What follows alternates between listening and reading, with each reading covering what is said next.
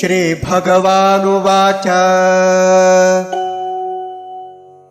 पार्थ नैवेह नामुत्र विनाशस्तस्य विद्यते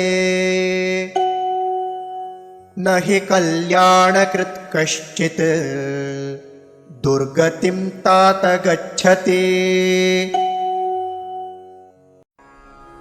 श्री भगवान् उवाच पार्थ न एव इह न अमुत्र विनाशः तस्य विद्यते न हि कल्याणकृत् कश्चित् दुर्गतिं तात गच्छति।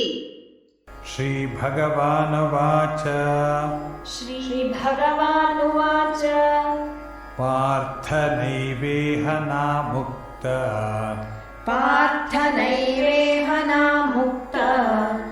विनाशस्तस्य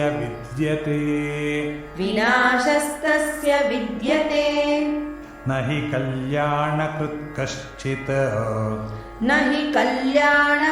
कश्चित् दुर्गतिं तात गच्छति। पार्थ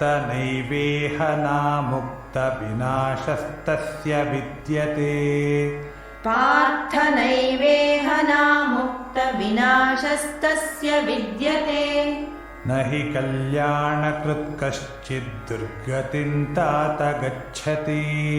न हि कल्याणकृत् कश्चित् दुर्गतिं तात गच्छति।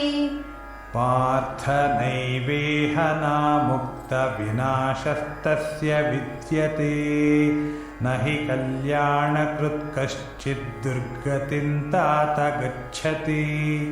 पार्थ नैवेह नामुक्त विनाशस्तस्य विद्यते न हि कल्याणकृत् कश्चित् दुर्गतिं तात गच्छति।